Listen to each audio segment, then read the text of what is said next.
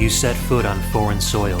Only this land isn't ruled by any country or government. In this land we celebrate music. In this land we celebrate games. In this land we celebrate those who compose video game music. Welcome to the VG Embassy.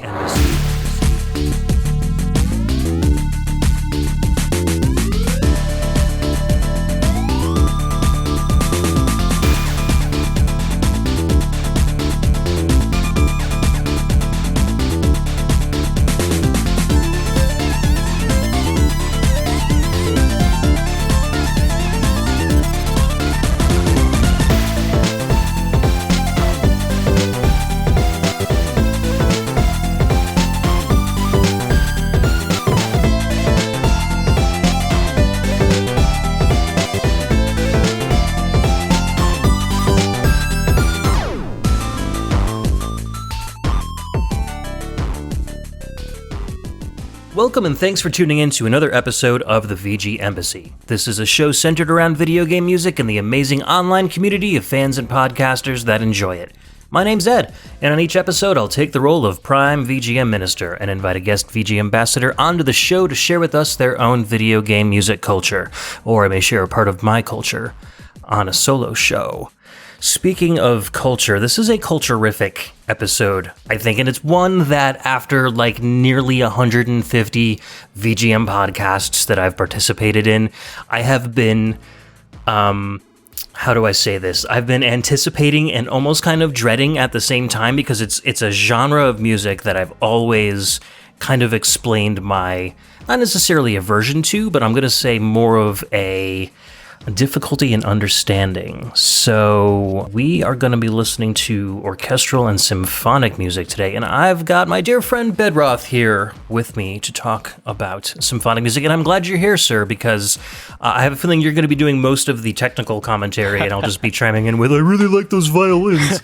Well, good evening, Ed. It is really good to be here. I'm very happy to be here, too. And my technical expertise is very, very rusty in this regard, but I do like to talk a lot, so I can carry my weight for sure. Awesome. And we've got a selection of some really, really good tracks. And for me to say that about symphonic music is saying a lot, so I'm really confident you guys will be interested in this one.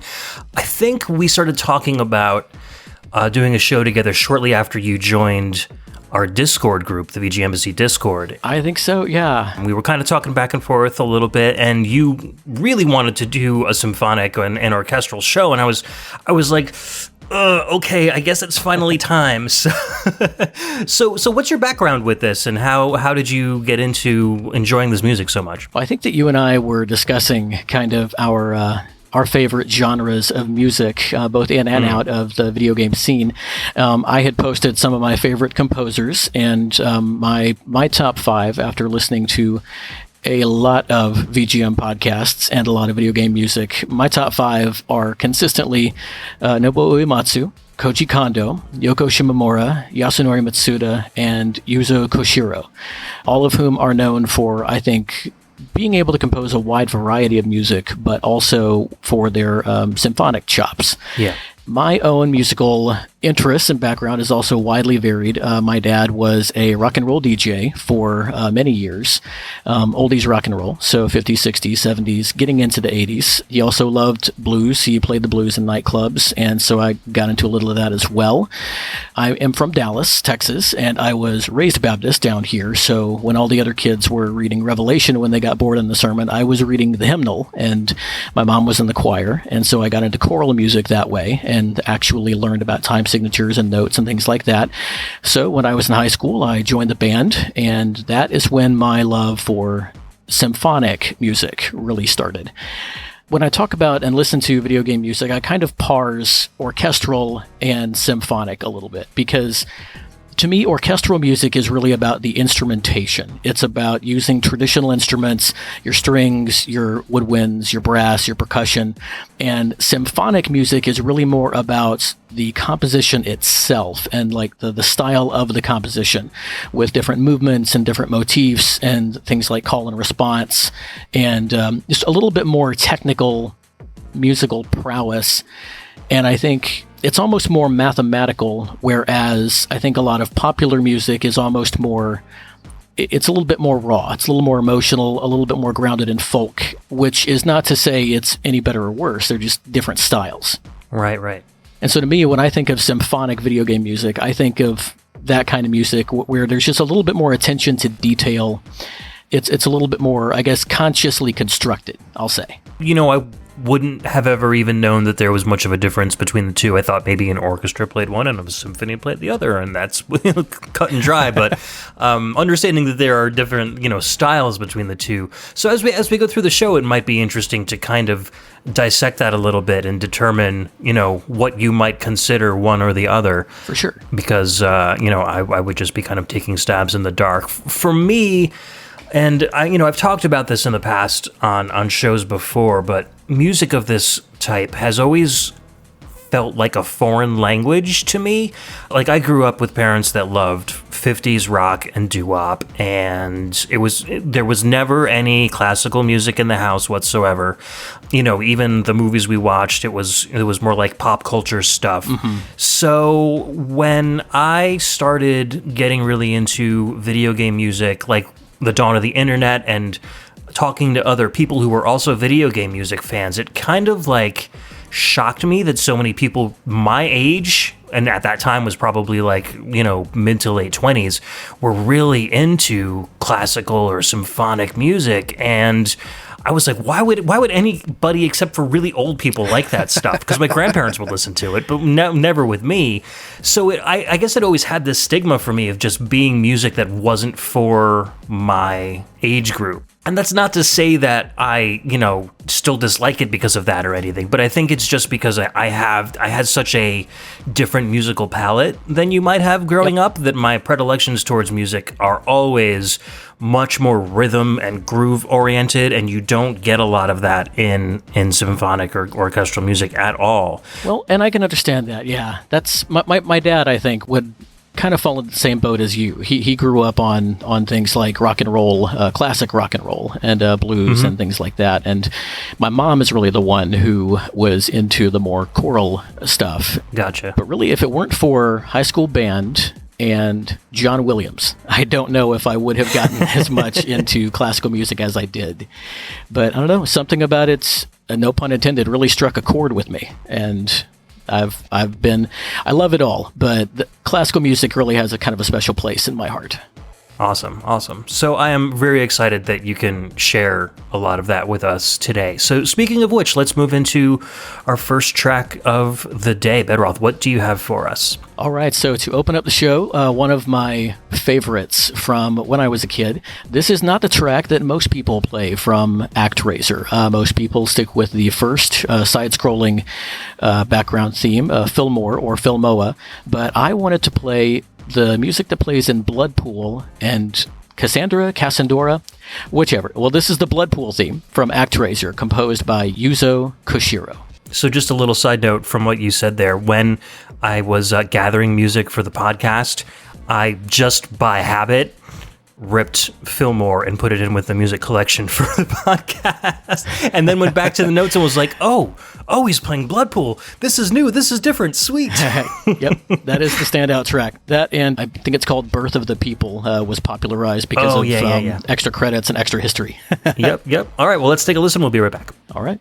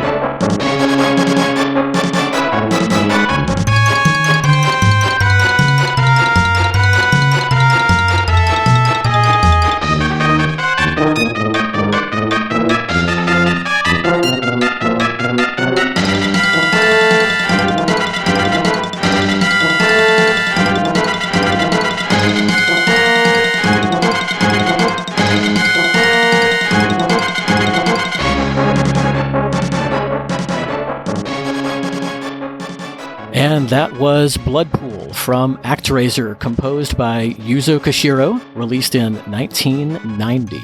And that's the oldest track in my selection this week. What do you think, Ed?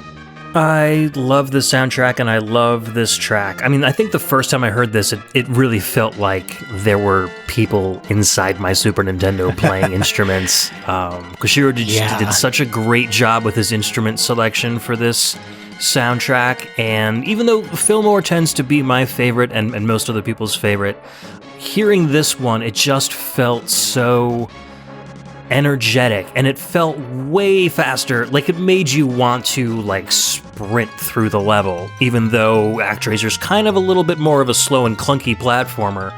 The music just betrayed everything that was going on the screen and just made it feel so much more intense. It's just a testament to his composition style. It really does. The music just it carries so much of this game, and we were talking while we were listening about how the loop is really pretty short. It's only about 35 seconds, but it feels longer than that. And so much of the music in ActRaiser is like that, and I think that's a testament to Koshiro's melodic prowess and his ability to craft these songs that you can just listen to for hours and that they don't get old. And this was one of his earliest compositions. He had done, I think he did Ease before he did this. So he had gotten to practice his sort of classical composing chops before that. I think if I had to pick a favorite, I would probably go with Fillmore as well. But I wanted to play this because it is, I don't hear it much, and it fits the level so well. It's just kind of balls to the wall. It fits the Blood Pool aesthetic. That level is really kind of dark, and I think that this song, it just echoes that so well. Yeah, I totally agree, and I love the different movements as well. Like, he packs so much into that 35 seconds. I know, and some of the things you're saying here about movement and about hearing people play inside your Super Nintendo, that is one of the reasons that I gravitated toward ActRaiser. I wanted to play something that was a little bit older, even though it's not strictly orchestral. It's FM synth, if I believe I'm saying that right about SNES sound. Well, SNES is sample-based, so it's all wave files, yeah. Sample-based, that's right. So it is semi-orchestral. It's like an orchestra recorded with very old hardware. But, it's not Red Book, it's not real instruments. So in that sense, it's not strictly orchestral, but it definitely is symphonic in the way it's constructed. It's got movements, it's got the different sections of the synth instruments or sampled instruments playing off of each other. And it's that kind of construction. That's why I gravitated toward ActRaiser. Koshiro has said even to this day, with all of the Etrian Odysseys and the Ease and everything, that this game and Streets of Rage 2 are his own favorite compositions of his. I wouldn't doubt it. I mean, these live on in infamy as being fantastic soundtracks. This was one of the first soundtracks that I remember learning about having arrangements on, like, retail CDs. There's a ActRaiser Symphonic Suite CD, and I tracked it down. I don't even think I had the internet at my house at that point. I think I got it through, like, my college internet at the library or something, and grabbed some files from, like, LimeWire or whatever, and was listening to it. And I myself, I was a little disappointed in the rearrangements because they were much more, I guess, cinematic sounding. They slowed them down. There was a little bit more free-flowing tempo rather than keeping like the more like rock tempo that Koshiro originally composed in. So that was the part about the music that I really loved. And so hearing it live was great, and I was so happy that they were, like, paying tribute to video game music, which was totally new to me. But the arrangements weren't my favorite. Yeah, that wasn't really that common back then, yeah. For me, it was late high school, early college. I started hearing more and more VGM remixes online, and when I was in college was when OC Remix launched, I believe.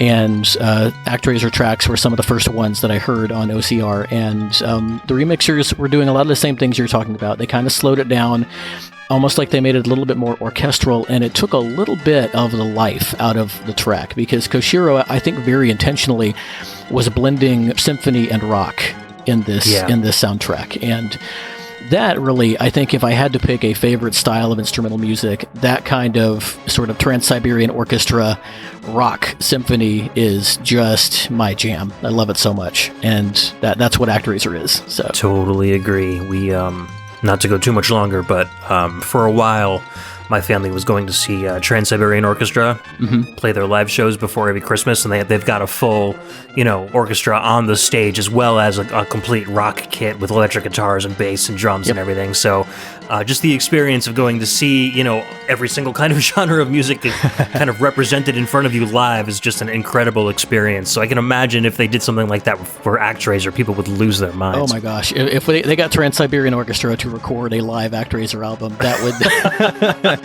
Oh man, I would buy every version of that. I'd be right behind you in line. Kashiro's background is really cool. So his mother was a pianist, taught him how to play piano when he was 3, and by 5 he had a strong command of it, is what Wikipedia says. I don't think I will ever have a strong command of piano, and so for him to do it at 5, he actually studied under Joe Hisaishi. Oh, really? For a few years. When he was 10, he studied with him for 3 years, and since then he's been self-taught, and he talks about his love of dance and technopop and house, which of course you can hear in Streets of Rage, but also the fact that he loves Van Halen and just hard rock in general, and that Bach and Mozart and Beethoven have also been strong influences on him. And so, I mean, it sounds like everything really got him prepped for the kind of work you hear on this and on the Etrian Odyssey games. Absolutely. All right, well, let's move on to our next track. Yeah. So what we're doing is Bedroth and I kind of paired up. We each picked 6 tracks for the show, and then kind of after everything was said and done, we tried to pair up our music so they kind of complement each other, and I think these two kind of fit well together if you listen to it. So next track up is Flight from the game Panzer Dragoon. This was the 1995 Saturn release, composed by Yoshitaka Azuma. All right, let's hear it.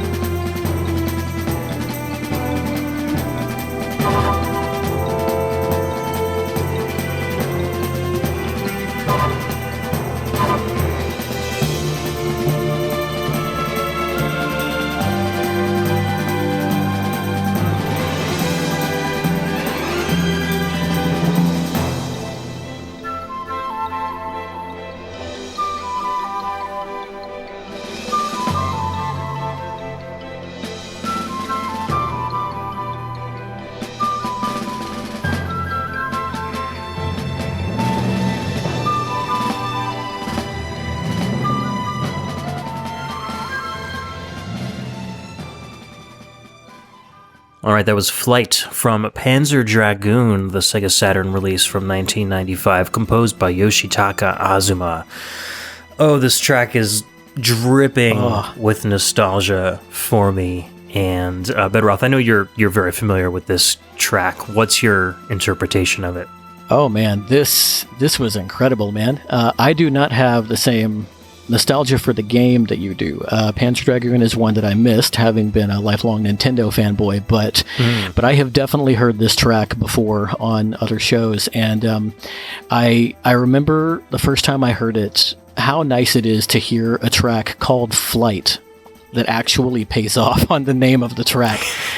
From beginning to end, from front to back, that is what this sounds like. You've got the soaring strings. You mentioned the dainty little flute trills at the end that are almost like the updrafts right before you land, and the horns that everything brings the power, man. This was a top tier track.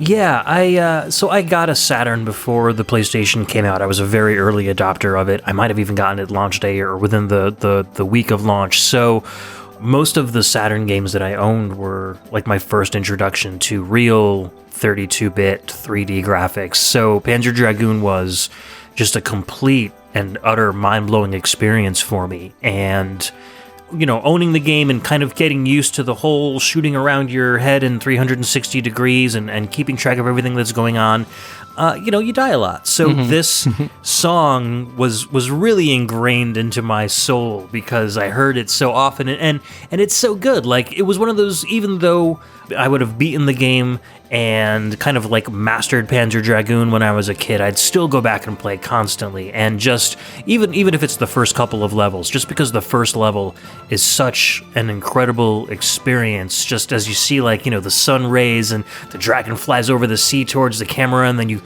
like pan around behind it and the enemies start coming at you, all with this like glorious music in the background. It just feels so, I don't know, freeing, which I guess Flight is a great name for that, to experience. Having heard it, I'm going to have to look up some footage and see how this fits into the gameplay, because that's really what makes game music so great to me, is how interactive it can be with what you're seeing. And of course that's something that traditional classical music never did. That was strictly an aural experience, but it brought video games to almost a level of cinema at this point in the generation, I think. Exactly, and because the music is on CD, so it's not going to be able to be looped as seamlessly as chiptune music is.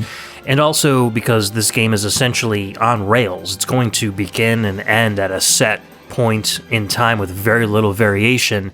It gave the composers kind of the freedom to score the game more like a piece of film than a video game would. So, they got to build in a lot of these little builds and crescendos and all that stuff kind of in time with what you're going to be seeing on the screen. And I think most gamers were not used to that at all, except for maybe some cinematic cutscenes on some 16-bit games and stuff. But this was a whole new world of game audio that just kind of blew everyone's mind away. I think when a composer has a start point and end points that they can really focus on, it like you said, it allows them to write a piece of music that essentially tells a story, which is very much in the classical tradition. Such a big part of the classical tradition is opera, and of course that's all that is it's a story in music, and this just sounds like it would really support what's going on in the game.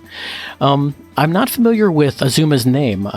Has he composed any other games that I might have heard about that you know of? Mostly just Panzer Dragoon. He's done a lot of like television and Japanese soap operas. So he was mostly video media. Okay, maybe another reason this sounds so cinematic. Yeah, and he's got a lot of regular musical albums going back as far as I think like the late 70s, early 80s. So he was very well established when he composed the soundtrack for this game.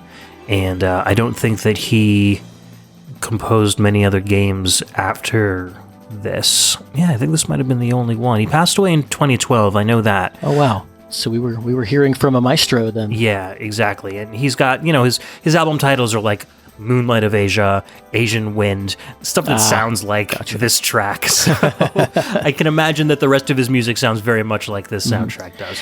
Well, what you were saying about his sort of career path is not too dissimilar from the composer for my next pick, actually. What do we have next? What we have next, also from a game I have never played, and yet a theme that I have come to really, really love. This is Nate's theme, 2.0, which of course is from Uncharted 2, Among Thieves, released for PS3, PS4 in 2009, and composed by Greg Edmondson.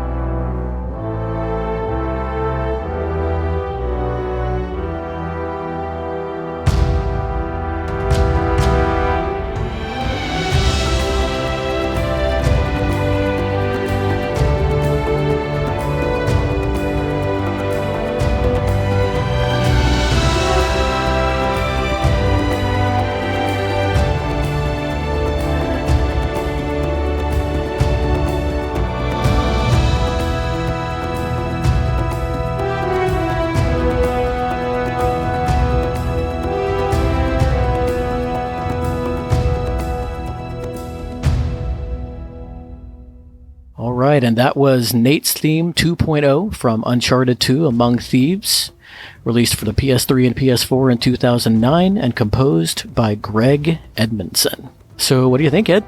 Well, it's funny that you picked this one from Uncharted because it's like the only theme that I remember from the game. Mostly because it repeats so much throughout all four games. And when I learned that the fourth game was coming out and I hadn't played the first three yet, I kind of went out and like got them and played them, like binge played them. It was all I played. So this theme got really drilled into my skull, which is good. I mean, I would find myself humming it, which is really strange for me to really capture a symphonic piece in my head and start humming it. So I think that goes to the testament of how strong the melody is in this track and just how ear-catching it is. This feels more to me like a movie score than a video game, and I think it was probably one of the first games I've played that has had a soundtrack that you could kind of maybe play for a symphonic music fan and they would be like, oh, it could be from video game or it could be from a movie. They can't really tell. Like, it was a lot more clean cut, I think, before the era of like these giant AAA PS3 games came around. Yeah, there are definitely, I think, two sides to that conversation. On the one hand, this is a great song. On the other hand, it does not sound like traditional video game music, and there are a lot of people who are not extremely happy with that trend in AAA games, with games like this one and God of War and Shadow of the Colossus, and just games that they have great music, but does it really sound like video game music is the question I hear debated a lot on podcasts. Yeah. But yeah, this is such a strong theme, and to hear that it is repeated so much throughout the game, that's not really a surprise. If I'd composed it, I would want to use it a lot. So how are the games themselves? Are they as good as I've heard? Yeah, the games are fantastic. They're not necessarily difficult games. Like, for people that are looking for like a Dark Souls style challenge, this is the wrong place to look. These are games that are made to feel like you're taking your own part in a giant series of movies. Gotcha. Everything is very kind of planned out for you, and you're basically kind of just going through the motions, but the set pieces are absolutely gorgeous. The motion capture and the voice acting is top-notch quality. So I feel like this is a great experience if you want to feel like you've just sat through a series of great movies and kind of played a game in the meantime while you're doing so, more so than to get a really good, like, you know, pat me on the back because I just beat Uncharted kind of thing. Like, that's not really what you're going to be going for with this. Yeah. I had a really good time because of that. I'm not a huge, I just did my show with Dan Lawton about challenging games and kind of explained it all there, but I'm much more into games for the experience and seeing what the developers have put in it and not necessarily getting really good at it. So these games are like perfectly built for me. I enjoyed every single one of them. Uncharted 2 I think was one of the strongest. I think 2 and 4 really, really shined brightly. I've heard that. 1 was great. It was kind of getting into the whole swing of things. And 3 kind of was the biggest departure from the other games. And it was still great, but it didn't have the polish that 2 did. So you haven't played any of these? I have not. And before I forget, hi, Dan. I know you're listening. I loved your episode. It was very good. I'm kind of like you. I'm not really a hardcore gamer in the sense that I think the hardest game I've ever beaten was the original TMNT on NES, and that was with save states. So Well, congratulations anyway. That's a tough one. Yeah, it was fun. Great music also, by the way. But no, I haven't played the Uncharted games. They're on my bucket list for sure. Actually, as are Shadow of the Colossus and God of War. But I have not gotten around to those. Again, lifelong Nintendo fanboy. Just I am not an elitist when it comes to PlayStation and Xbox. I just have never really had much of the opportunity to do it with the timing of when I had my kids and just the funds available. I had to kind of always make a choice, and Nintendo is what I picked. So. But what you were saying about this sounding like a big cinematic score makes some sense. Edmondson's background is all in TV. I think the two biggest things that he is known for, he composed a few episodes of King of the Hill, but I think if it's not for Uncharted, probably what he is known for the most is he was the composer for Firefly by Joss Whedon. Oh, okay. That and the first 3 Uncharted games are definitely what got him most of his notoriety. I think Uncharted 2 won him the most recognition in the industry. But yeah, so that was his background, kind of like what you were saying about the Panzer Dragoon composer. And so he really brought what he knew to the table here. Also, shout out, Edmondson grew up in Dallas and studied music at University of North Texas, which is about 40 miles from me. Oh, cool. And it does have a pretty famous music program there. A lot of great musicians have come out of UNT. That's awesome. It's always nice to have a hometown hero, you know? Yep, for sure. Well, if I'm not mistaken, what you've got for us next doesn't take us too far from the tone of this game. Yeah, this one might be a little more video game sounding than Uncharted, but I think it still has a lot in common with it. Understandable, considering the pedigree. Yeah, absolutely. So we're going to listen to Fossil Falls from one of my favorite games of all time, Mario Odyssey. This came out on the Switch in 2018. This particular one composed by Naoto Kubo. All right, let's give it a listen.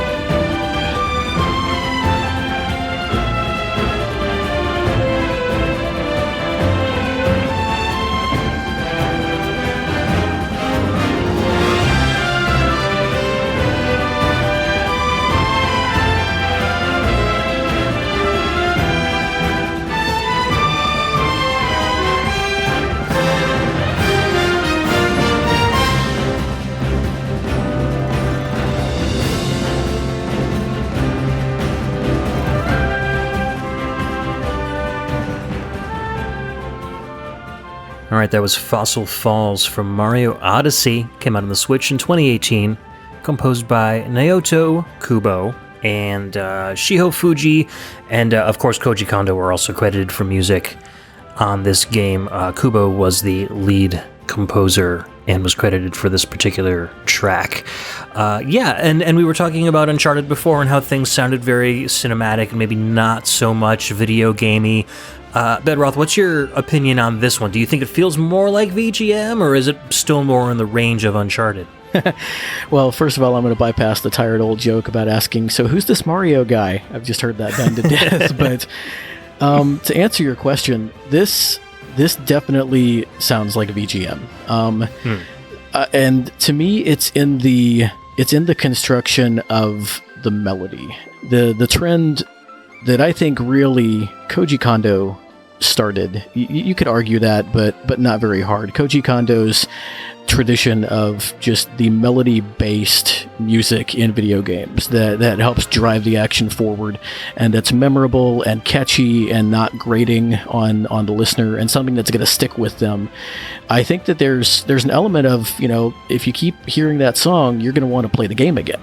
And I think that was kind of a conscious decision, and the melody in this is what drives the song. The instrumentation is super impressive, but the construction of the melody, you go into 2D and you hear an 8-bit version of this and it's just as good. And that's what I think makes it VGM. I don't know that you could really say the same thing about Nate's theme. Nate's theme reminds me of Jurassic Park, and this reminds me of Super Mario Galaxy. Right. Nate's theme is a lot more sweeping. There's a lot more kind of like white space in there where the instruments are just kind of letting their tones speak for themselves. Well said. Whereas in Fossil Falls, everything is really kind of moving forward at this kind of action pace, and it's perfectly set up for this kind of a, fun cartoony action platform game. Yeah, there's a lot more space in Nate's theme and in cinematic music in general, I think, which when you go back to symphonic and classical music, you really hear some of both. There are some of the more wide open things like the Four Seasons by Vivaldi that are evocative and have some beautiful melody, but there is a lot of open space in them. And then you move over into a composer like Mozart, who was just, his compositions were so busy, and the Rondo alla Turca is just, that would fit right in with video game music because it's such a fast-paced, bouncy melody. And so this is definitely VGM, also definitely symphonic. I think that some of the call and response between the woodwinds and the strings in here, definitely very classical, and just, you can go back and listen to this time and time again and just listen to how the melodies are constructed, and it's a very conscious effort in just making the most out of that, again, pure bass melody. Absolutely. And so the first time I played this game, I was really blown away because you start off in this kind of bleak, I guess it's not bleak, but it's more very colorless. It is very subdued, Bonneton, yeah. And the music sounds very Danny Elfman. It's kind of like quirky and spooky a little bit. And you don't do too much in that area, and you kind of blast off, and you end up in this world, and all of a sudden everything is just like Technicolor gorgeous, and you've got this booming orchestral soundtrack, and you're like, oh yeah, okay, because you're coming from Mario Galaxy, the game before this, and everything's in space. It's just globes in space, and there's color and stuff, but the music is all kind of very fits into like this cookie cutter kind of theme, and it's very good, but it's very predictable.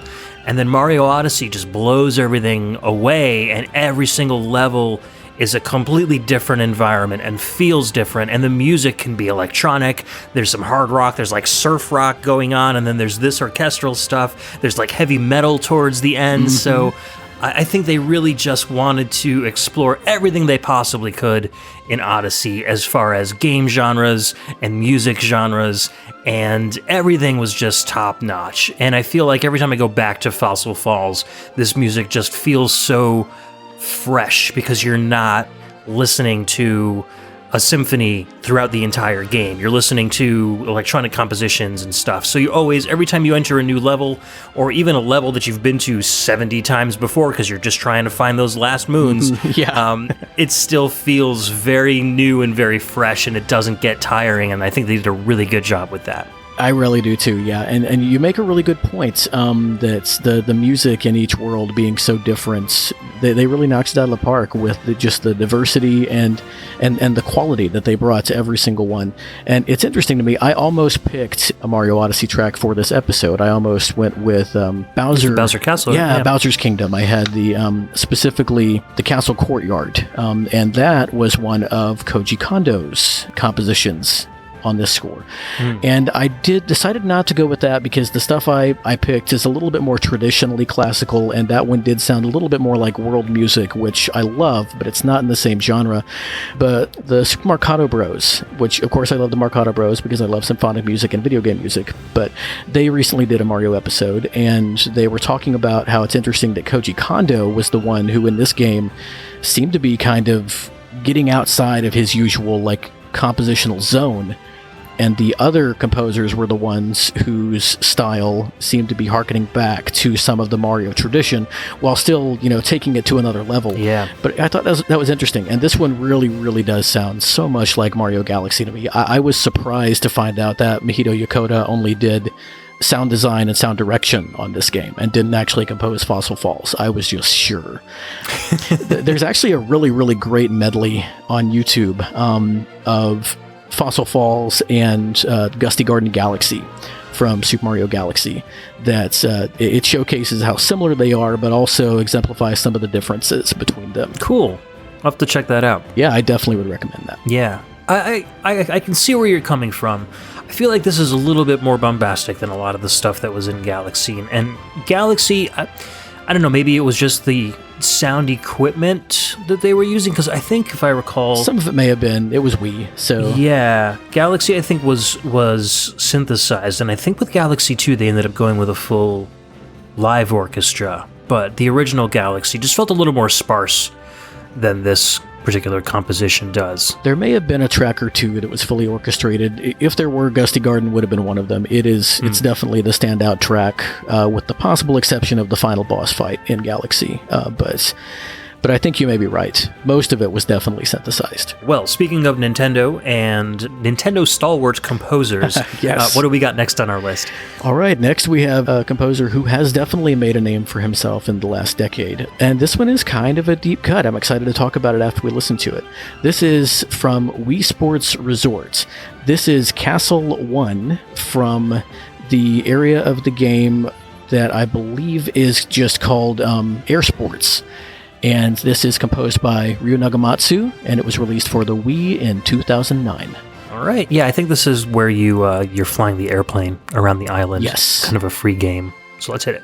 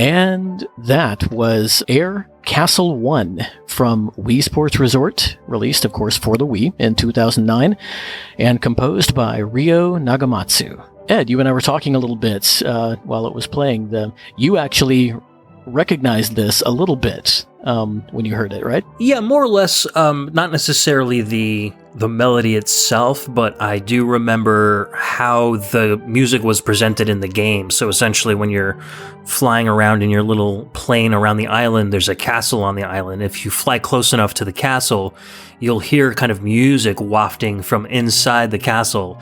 And it's supposed to represent, kind of like there's a concert going on, and you're just kind of like buzzing the windows as these as the symphony's playing their piece. And this is one of, I think, 2 pieces that can play while you're flying around. So that explains why the music is kind of it's very low bit rate. It's mono. It kind of sounds like you're listening to it from outside of where it's being played, because literally that's how it's designed to be. So that kind of staticky muddiness is almost by design. It's not just that I got a bad rip of the game or something. Yeah, and I do think, like you said, whether you're flying at night or in the evening or in the daytime, this I know plays in the daytime. I'm not sure if it's different or when it is different, but I do know there's another version of it. So my approach to this whole episode was I went back and listened to some things that I knew were symphonic, and then I listened to soundtracks I wasn't as familiar with, but which I knew had a symphonic element to them, which is actually how I rediscovered Nate's theme.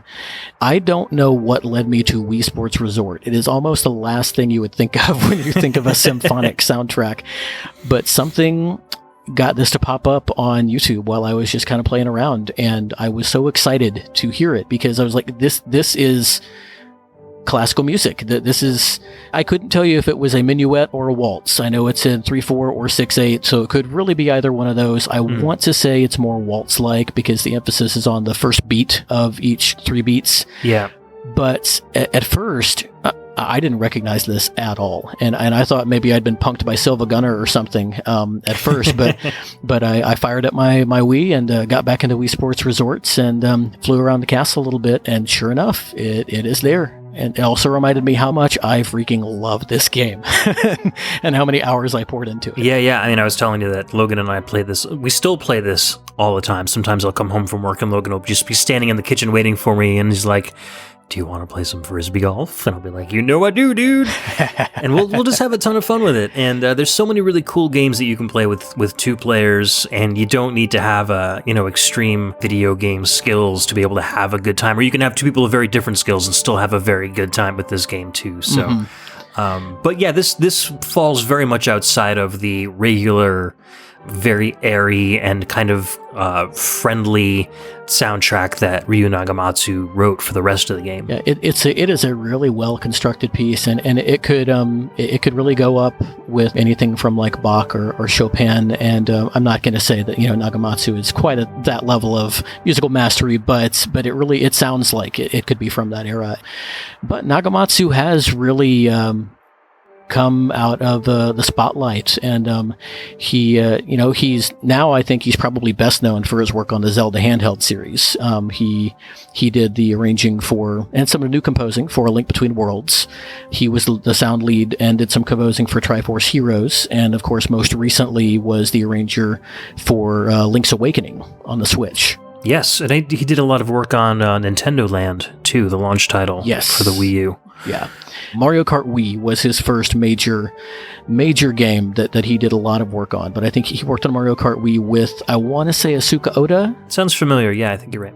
But Wii Sports Resort was his first solo effort, and I read that he was given the project because he had done apparently some good sound work on Wii Sports or Wii Play, one or the other. And next, he worked on New Super Mario Bros. Wii. And the story I read there was kind of funny. He initially attempted to write something kind of large scale, but then Koji Kondo told him that he might want to take a more modest approach because his stuff was only going to be used transiently in the game. And so he took the criticism constructively, dialed it back a little bit, and then the very next year, Kondo asked him to contribute to Super Mario Galaxy 2. So apparently that was a good call. Very cool. He knows what he's doing, that's for sure. I think probably my favorite Nagamatsu soundtrack front to back is Mario Kart 8. Oh, it's a fantastic soundtrack. I listen to that on its own all the time. Oh yeah, fantastic music. This guy knows what he's doing for sure. Yeah, and I think he's going to have a lot more in the future from Nintendo as well. So keep your ear to the ground for Mr. Nagamatsu. All right, you ready for our next track? I am. All right, so here's one of the ones you said you weren't very familiar with, and I am very familiar with this one. This is Background Theme 1 from Puzzle Quest Challenge of the Warlords. This game was released on iPad, Mac, DS, PS2, PS3, the PS4, the PSP, Wii, Windows, Xbox 360, and most recently on the Switch, composed by Mark Darrell. We'll be right back.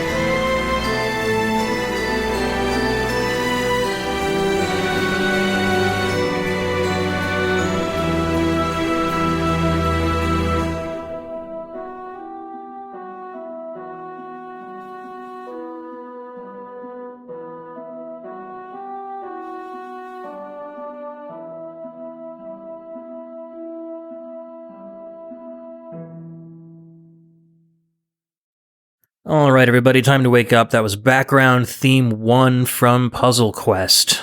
Came out on every system ever made, composed by Mark Darrell. So I originally played this game on the DS, and this particular tune was sequenced using the DS's sound hardware, and it was kind of very thin sounding and very staticky, and it was good. I mean, I liked the melody, and I really liked the song, but then when I finally got it on my iPad and started playing and hearing the fully orchestrated, streamed music, it was like listening to a whole new soundtrack all over again, and I absolutely fell in love with this piece. Bedroth, what did you think about it? Oh, wow. Wow, this was... this one moved me, Ed. This was really good. Good. I'm glad.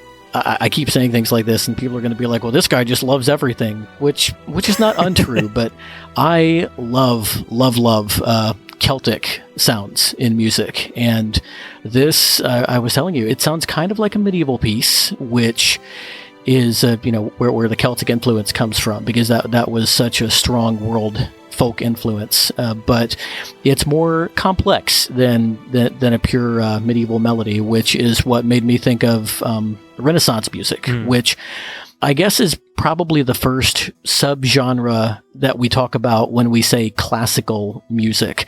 There was the classical era, which was actually right in the middle of the classical music period. So without getting too deep in the weeds, the medieval era was, of course, where the things like the lute and different sorts of woodwinds were popularized. And then the Renaissance era came after that during, of course, the Renaissance, which was kind of a big deal in Europe in the 14, 15, 1600s. And then the common practice period, what they call, started with the Baroque era, where we had Bach, and then the classical era, where we had Beethoven and Mozart, then moving into the Romantic era, which is probably my second favorite, and then you get into the Modernist era, which is the more recent stuff. But yeah, this is solid Renaissance classical music. And we were talking about how in all the pieces we've heard so far today, pretty much strings are a really big part of what makes symphonic music. And what's cool about this song is that the strings, of course, there are bowed instruments like the fiddle and the violin, but there are a lot more plucked instruments like the harp and the lute. And the harp was the first thing I noticed in this song. This was just a gorgeous, gorgeous tune. I'm glad you liked it, because this is a song that played... I've spent so much time with Puzzle Quest. I used to play it when I was... God, it must have been probably when it was new. So, I think Eddie was a little baby. So we're talking like probably 12, 13 years ago. I was working, I had like a job that was like an hour away from me, and I was working for this cell phone company. And every lunch break, I would just go out to my car in the parking lot and sit in my car and play this game for like an hour. I would hook up my DS to the auxiliary jack on my car stereo and listen to the music through the car stereo and play this game. And so every time I hear this particular track, I'm just reminded of like sitting in my old Nissan Versa and listening to this tune. And it's just great. It brings back a lot of great memories. As far as the history of music and where this fits in, I had none of that information, but I did know that it sounded old, and it sounded like it fit in with this kind of very Dungeons and Dragons motif that this game presents. If you're not familiar with the game, there's a lot of mobile games out there right now that have that kind of match 3, but you're also fighting enemies at the same time. Like if you listen to Rhythm and Pixels, Purnell is always talking about Cartoon Network Matchland. It's very similar to that, where you're kind of like making matches on a board, and then those, depending on the colors of the matches, you have characters that have different powers, and then the colors that you match give them their powers, and then they attack the enemies at the top of the screen. This game kind of innovated that whole concept, except it didn't have, those microtransactions that a lot of the mobile games do. But this one had a full, rich selection of character classes that you could pick from: barbarian and mage and cleric, and all these different characters, and they all had different spells, and the spells would have different color affinities, and so you could kind of create these characters with these different combinations of spells and then use those spells against your enemies, and so you can get really good. It's an extremely deep game, but it's very easy to just start learning and matching these colors and kind of learning as you go. I remember I was talking with Cam Worma a couple episodes ago about this game, and he said he fell in love with it as well. And I was so happy that someone else that I knew was equally as impressed with this game as I was. So I'm sure, Cam, if you're listening, this song is bringing back lots of good memories for you. But if you enjoy those games, or if you wanted to try one that didn't have a lot of the microtransactions and stuff, I'm sure with all those devices I listed, you probably have one that will play Puzzle Quest, and it's definitely worth checking out. It's a really fun game. Yeah, I just looked it up. So it's $14.99 on the Switch eShop right now, and it looks like there is a demo available. So cool. If somebody wants to check it out, if what the web is telling me is true, you can go try it for free. Perfect. Right after you finish listening to this episode, of course. Yeah. And you can get it on your iPhone or your Android or your iPad, whatever you want to.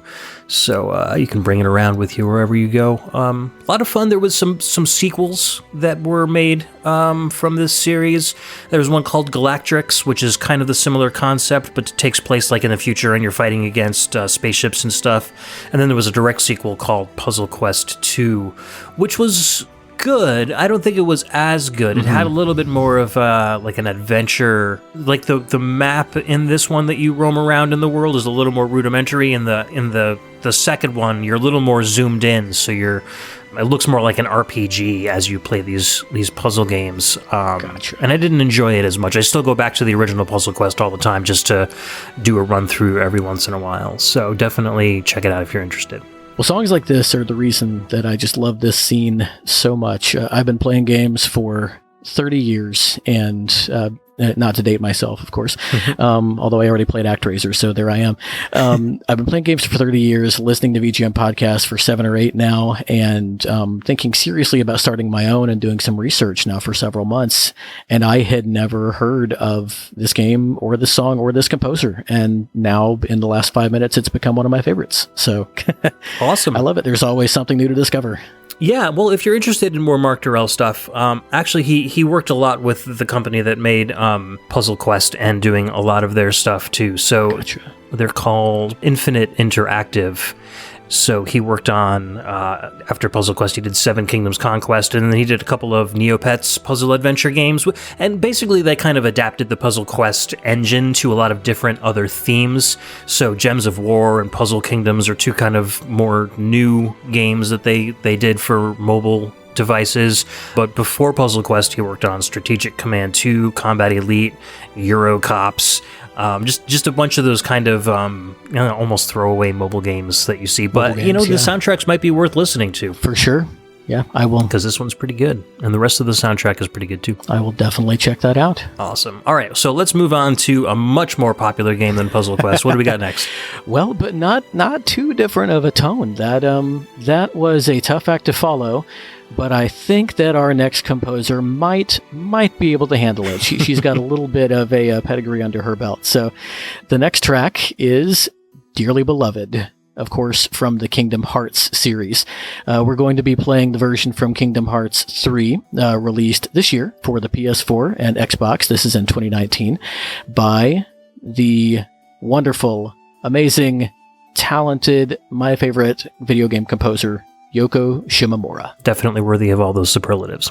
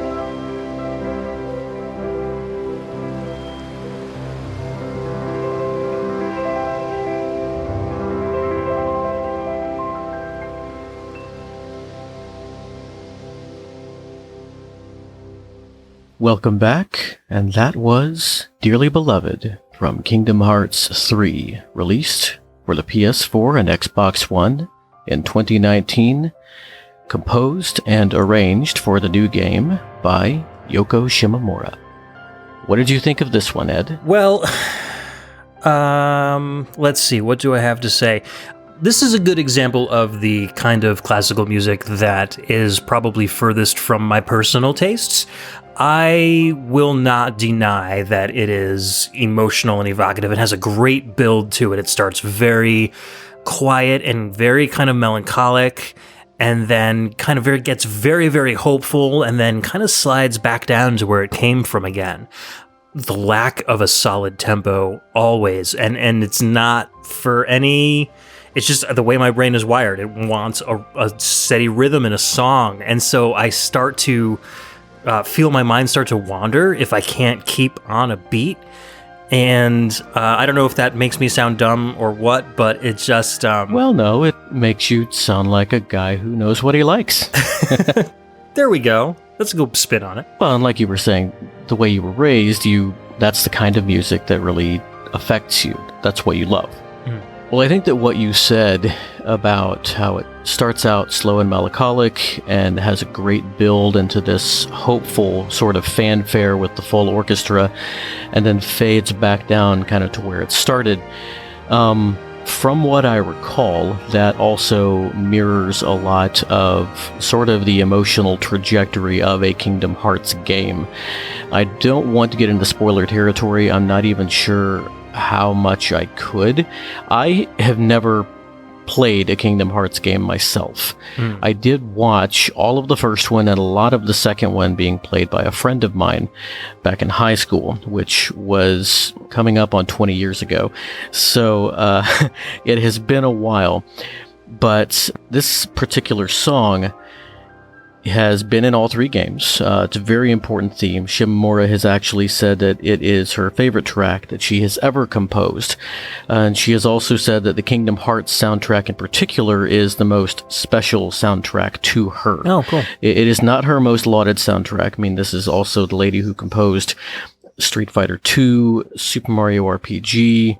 Gosh, the list goes on and on. Those are, I think, two of the big shining stars, and the two that she says are the most significant points in her life as a composer. What I love about this track, and one of the reasons I picked it, is that Shimomura, first and foremost, is a pianist. That is what she studied in college. I believe that she is the one performing this piece. All of this, by the way, is coming from Wikipedia. She also has a respect for solo and orchestral pieces like Beethoven's Sonata No. 7, Chopin's Ballade No. 1, Ravel's La Valse, and this particular piece is that sort of piano solo with orchestral backing. Yeah. There's not a whole lot to say about it other than that we haven't said about the other tracks. It definitely is a romantic tune. It conveys that sort of power and emotion. Yeah, I totally get that with this song for sure. It's definitely emotive. I was having trouble remembering, but a couple of her other notable soundtracks are, of course, recently Final Fantasy 15. She's composed on the Mario and Luigi series, and I think Parasite Eve is also one of her more lauded soundtracks among the VGM community, who knows more of her work in a little bit more depth and less of just the big highlights of her career. I wanted to find this one quote that I found. Shimomura has said that she believes that an important part of the creative process behind music is to convey a subtle message, something that comes from your imagination and sticks with the listener without being overly specific about what it means, rather than just writing simple themes and obvious messages. And that, to me, is just quintessential for the overall tone of Kingdom Hearts. Yeah, absolutely. And I feel like, I'm missing some context as far as where and how this plays in the game, because I don't play Kingdom Hearts. So, if I were to have more of a piece of context or contextual information there, then maybe this might mean a little bit more to me as well. I don't know. Well, this is the title screen theme. This is the main theme of the series. So I don't know about the context of it and how much that would affect you. I'm sure it is reprised at different points throughout the game. I honestly don't remember. This one is one that I do plan to go back and play. I enjoy these sort of adventure action RPG titles.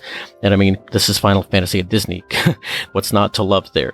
Plus, Yoko Shimomura, like I said, she's one of my top 5, and for good reason. The perfect storm. So what have you got for us next, Ed? Well, this is the soundtrack that always raises everyone's eyebrows when I tell them it's one of my favorite soundtracks of all time, because it's very much the opposite of what I tell everybody that I like in music. So we're going to listen to Amon the Wicked from the game Dark Wizard, which came out on the Sega CD in 1993.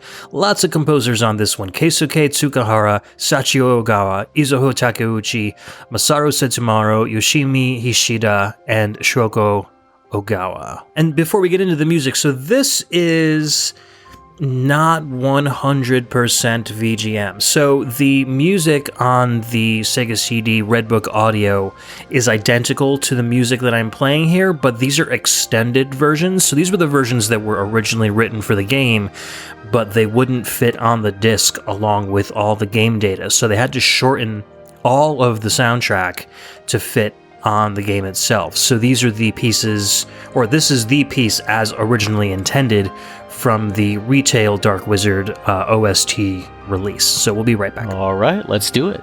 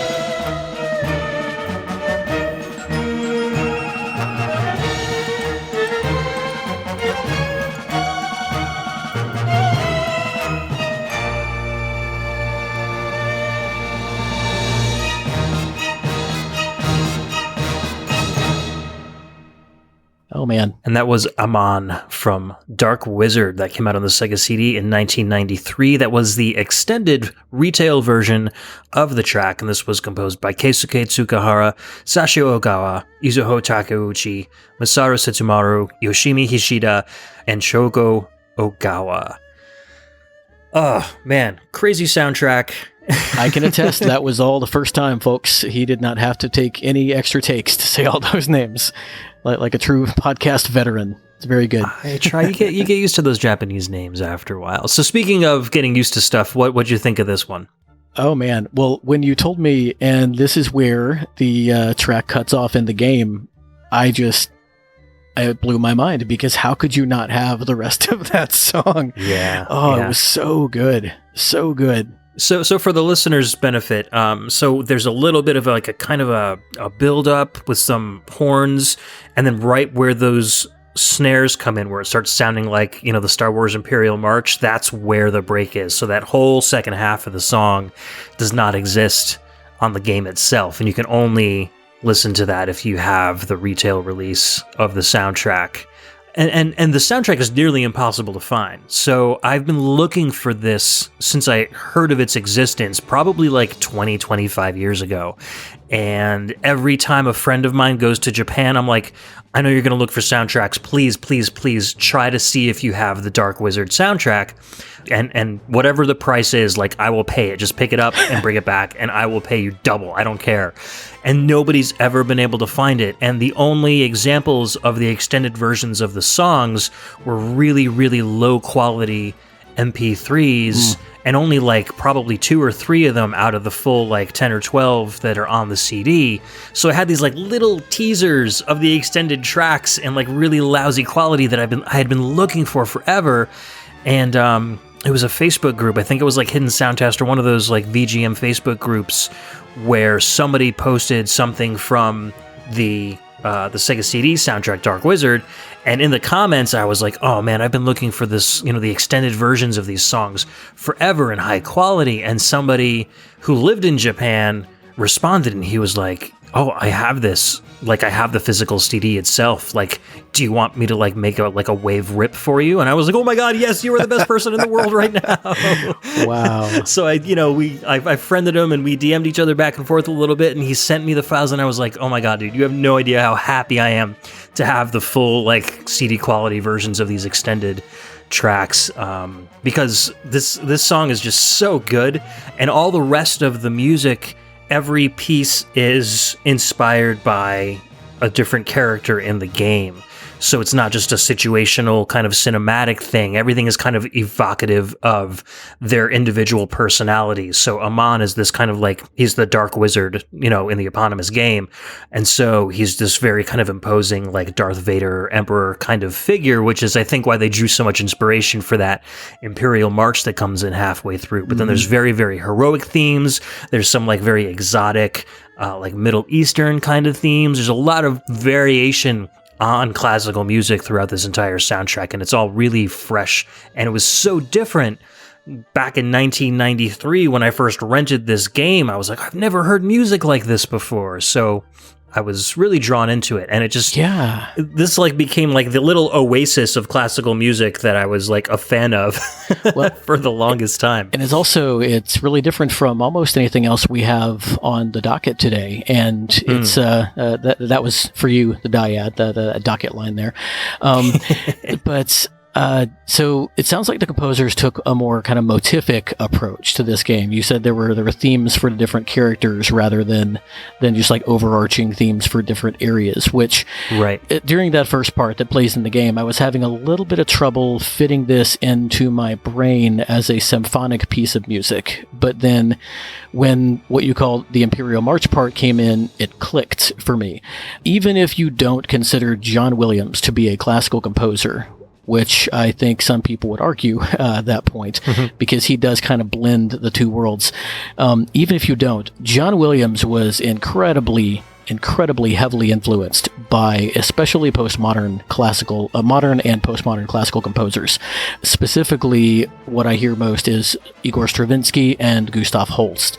And Stravinsky's Rite of Spring is, pretty much everything on Tatooine is straight out of the Rite of Spring, and those sort of Middle Eastern desert-sounding themes there, and the whole idea of motif is also really heavily present in the Rite of Spring and in Gustav Holst's The Planets, which Jupiter, Mars, and Saturn specifically are just everywhere in cinematic music and in game music.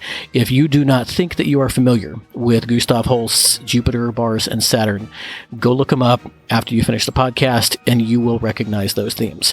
Mars, specifically, you hear it in the Imperial March, you hear it in Koji Kondo's airship theme, you hear it in the Hidden Mountain and Forest from The Link to the Past, and this song made me think of all three of those things, which, that made me think of the planets, and that made me think of John Williams, and that made me think of The Rite of Spring, and that's all classical, man. This was a great, great tune. Good. I'm glad you liked it, because it's, I don't know, for me to have so much appreciation for it, I figured someone who is very into the classical music would appreciate it even more. So I'm glad that I was able to share it with you. For sure. Well, we're going to move from a dark wizard to another prince of darkness, at least I'm assuming. You also can't really have a symphonic VGM showcase without our next composer. He is something of a controversial figure for some of his personal views, but you cannot take away from him the influence that he has had on the video game scene. This is the man who Nobuo Uematsu once called the big boss of game music. This is Koichi Sugiyama, who of course is most famous for his compositions on Dragon Quest. And this particular track is Satan's Castle from Dragon Quest VI, Realms of Revelation. This version from the DS, released in 2011.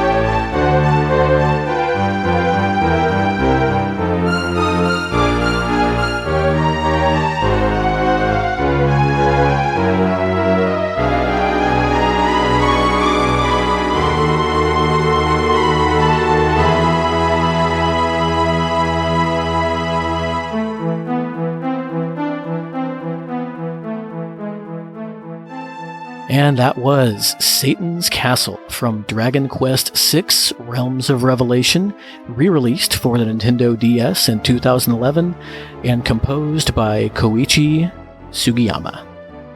So what do you think, Ed? What? Interesting track. I told you while we were listening to this, but it really reminded me of a lot of Mary Yamaguchi's music from Super Ghouls and Ghosts, one of the very early Super Nintendo titles, where you've got the strings kind of lower down, like becoming kind of like the percussive tempo of the track, and then it's very I don't want to say thin because the instruments are pretty robust, but you don't have a lot of... Not a whole lot of instrumentation going on as far as you don't have... Yeah, exactly. There's not a lot of contra melody and everything going on. It's just you got your rhythm and you've got your melody, and they're doing their thing. Yep, and it's pretty much just strings, low brass, and woodwinds on this. Right. And it sounds very elegant. It sounds like you'd have like a string quartet on a stage somewhere and people ballroom dancing in front of it. And it has this very kind of air of elegance and kind of pomp and circumstance going on about it. Yeah, which I think fits the castle aspect of the name of the song. And you mentioned it reminded you of Ghouls and Ghosts. And that whole low brass and the dark minor... the Marcados can tell you what mode that's in, but that's above my pay grade. But that dark minor mode that the song is in is very satanic, and that's devilish, and that is what you hear associated a lot with that character. But yeah, Sugiyama is straight up classically trained composer. He is one of Japan's most famous composers of the 20th century. He was involved in musicals, commercials, pop songs, movies, television. He composed for one of the Godzilla movies. Actually, it's funny because he first interacted with Enix, I think, through a fan letter, is what I heard at one point, because he was a fan of something that they had done.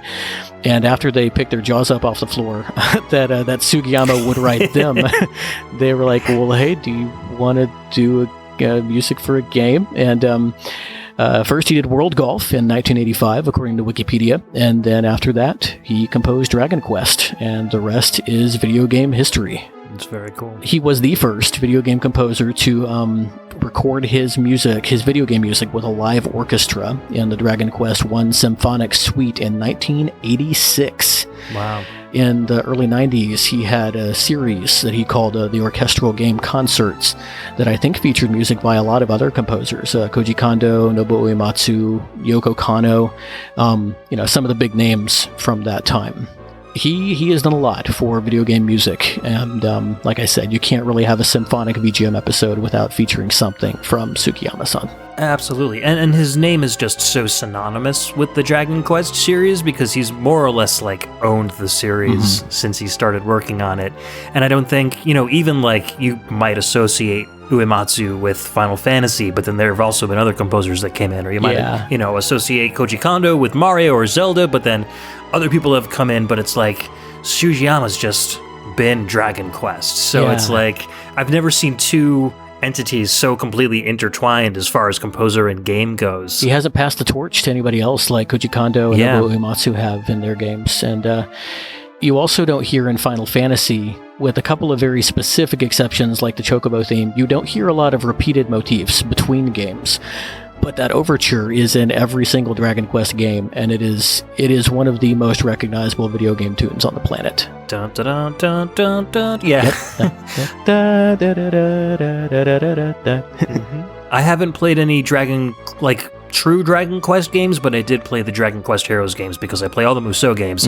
So, basically there are remastered and remixed versions of all of his music as the soundtracks to those games. So I became very familiar with his works just through the Heroes games. And it's great stuff. There's a lot. It's funny how versatile the music is because they're written for RPGs, but then you can go into this kind of almost hack and slash. You're cutting down hundreds of enemies at a time, and you've got his music in the background, and it's still doing just as good of a job with a real-time action game as it is with kind of a more elegant RPG game. So it's just a testament to what he can write. It is, and he pulls from so many different eras when he writes. I'm actually having a little bit of trouble placing this in a specific classical era the way I've been able to do with some of the other ones, and I think that may just be because he was writing classical music for a video game. He wasn't trying to ape any one particular style. He was taking his knowledge and applying it in this sort of unique alchemy to video games. And I almost picked something from one of the earlier Dragon Quest games. So I've never finished a Dragon Quest game, but I've started 4 or 5. I have played, of course, I played Dragon Warrior 4. I think I got it for free from Nintendo Power or something. As did most of the US. Yep. I played Dragon Quest 6 and 8 on the DS. Got the farthest in Dragon Quest 9, Sentinel of the Starry Skies. And then I have played through probably about half of the demo of Dragon Quest 11 on the Switch. I do think I'm eventually going to pick up Dragon Quest Builders 2, because I think it's something my kids and I could kind of bond over, and it's got the great music. Also, you can't really talk about Dragon Quest without at least a brief side note to Akira Toriyama's artwork. That is also very closely tied to the series. Right. And the music, I think, it plays so well with that, because it's a very high quality, but there's also sort of a childlike quality to the artwork of Toriyama, and I think you could say the same thing about some of this music. Yeah, absolutely, and it becomes just one big cohesive package because you've got the same artist, you've got the same composer, so everything feels like an extension of what came before it instead of going off in a completely new direction. So it's one of the reasons why the fans have stuck around for so long. Very pure brand. Exactly. So, what have you got paired with this one, Ed? Well, speaking of pure brands, this is from a Doctor Who game, which has been going on for over 50 years now. So This is Gameplay 1 from Doctor Who Legacy. This is kind of harkening back to the Puzzle Quest game. This is one of those Match 3 mobile games that came out a little bit later than that one. Okay. So this came out in 2013, and I bet you didn't expect a Chris Hulsbeck track to be in a symphonic classical music episode, but it is. Well, but if anyone's going to find one, it's going to be you, sir. It's going to be me. All right, let's take a listen. We'll be right back.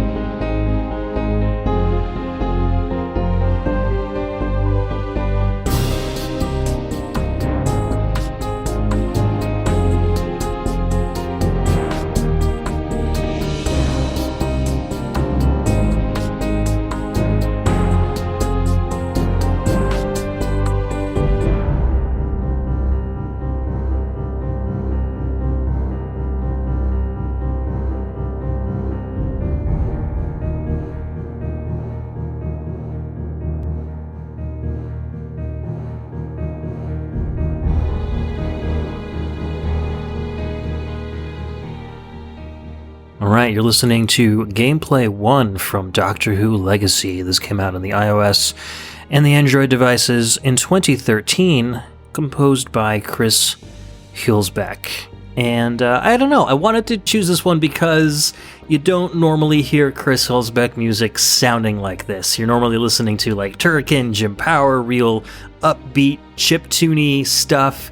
And this is a very different side of him that I didn't even know existed until I started playing this game about, 6 years ago now.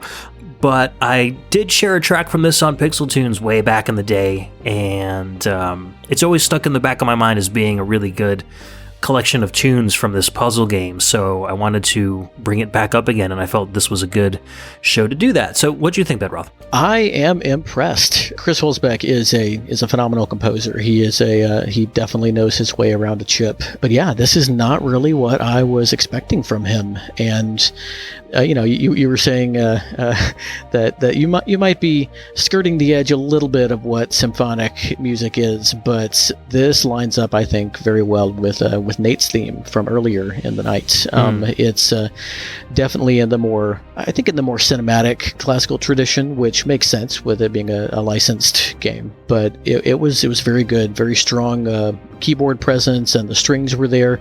And I think the fact that he layered in instruments that you would associate more with Doctor Who, like the theremin and some of the more technical sounding instruments later in the track, it's solidly postmodern. I mean, Philip Glass did some of the same stuff in the 20th century, and that fits. That makes it classical. That relates it to symphonic music. So it's good stuff. Yeah, this has a very what's the best way to describe it? Black and white jewelry commercial feel, I think. Yes.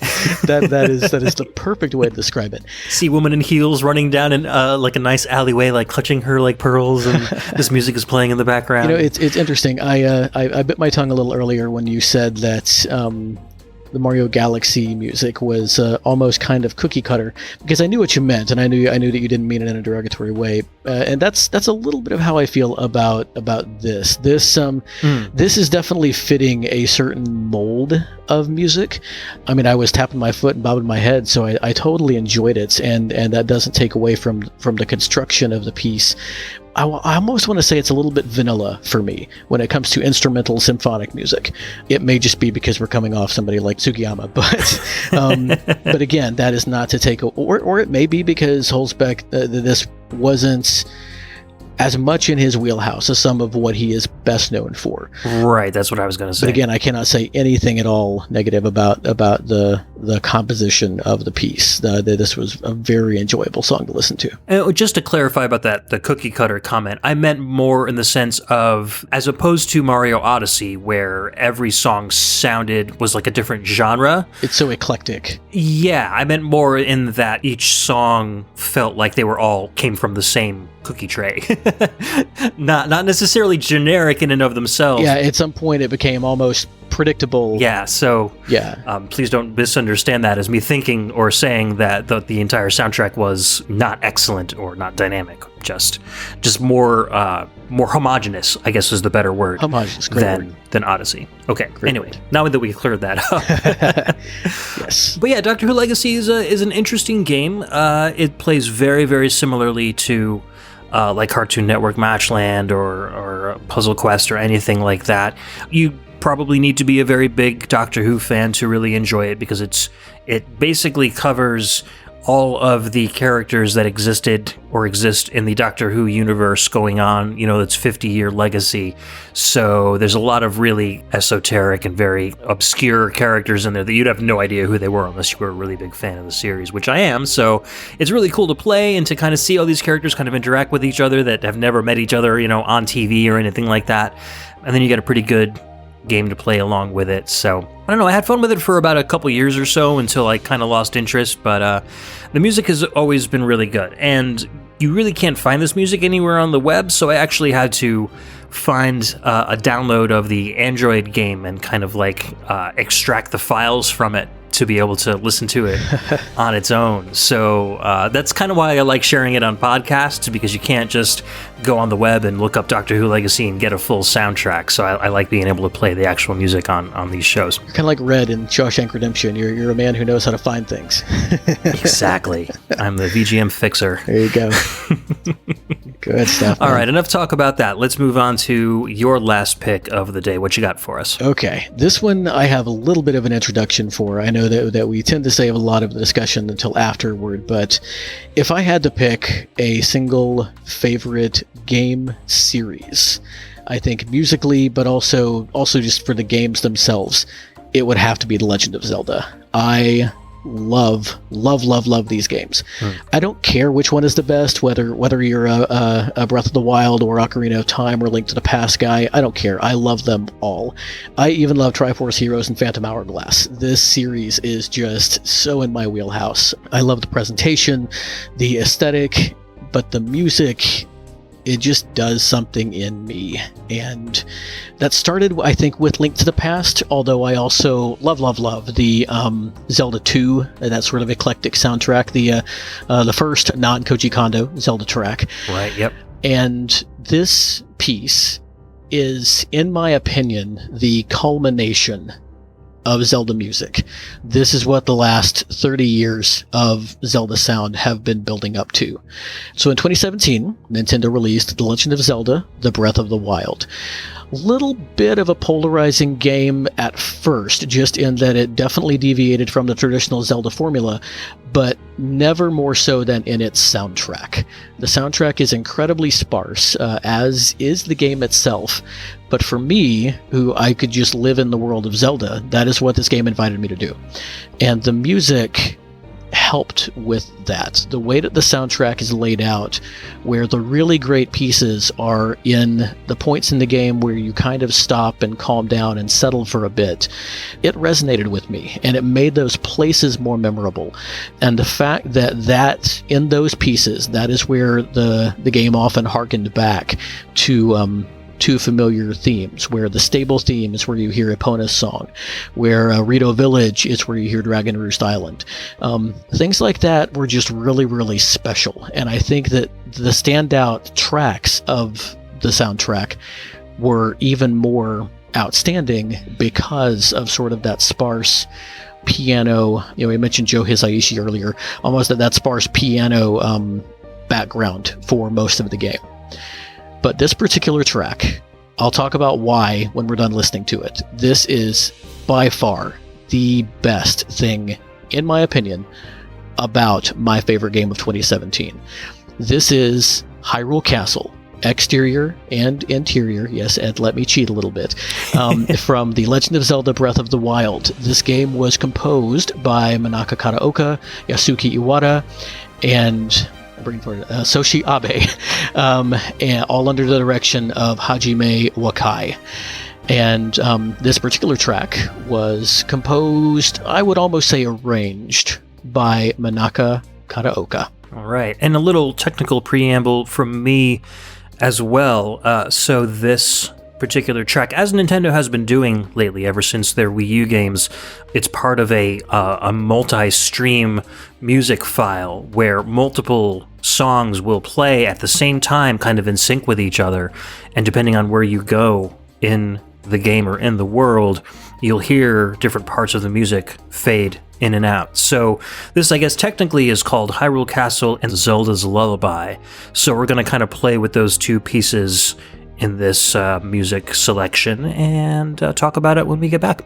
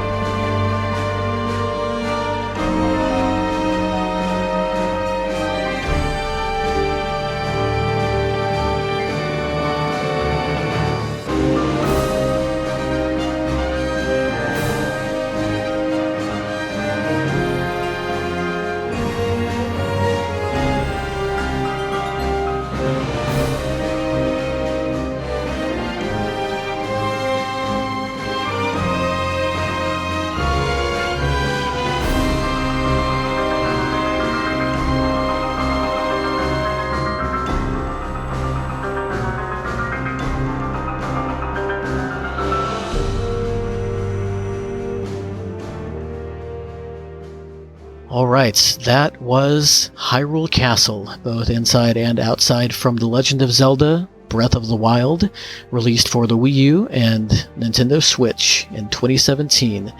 Composed by Manaka Kataoka, also along with Yasuaki Iwata and Soshi Abe, under the direction of Hajime Wakai, and as I'm going to talk about, based on original compositions by the man himself, Koji Kondo. All right, well, Ed, I know you know this song. What are your thoughts listening to it again? So it's funny because I never thought that I would have associated a Zelda, or especially a Breath of the Wild Zelda theme with another Nintendo property, Luigi's Mansion.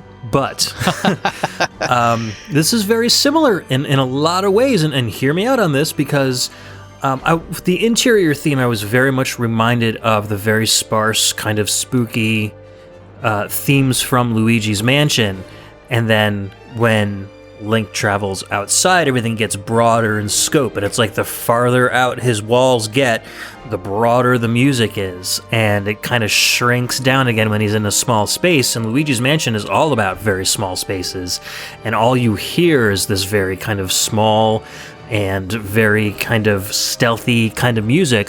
And in the internals of the castle at the end of the game, you know, you can get to the internals of the castle, like, you can go straight there from the plateau. Yeah. So you could be very underpowered and start facing off against Ganon, but to get through that castle, you've got to be very stealthy, because you're nowhere near powerful enough to beat the enemies that are in there. Mm-hmm. So I feel like this music is very set up for the action that you're going to be facing, regardless of what power level you're at. So you're either going to be at the end of this long journey, very powered up, and it's going to feel very kind of cathartic and like the stressful ending of a long journey, or it's going to feel very, very stealthy and that you really got to creep around and you're just fresh off the plateau, but you have the confidence to go try and beat Ganon, because you wouldn't be there if you hadn't played the game for hours and hours in other game saves. So I feel like this works extremely well in any kind of situation that you'd be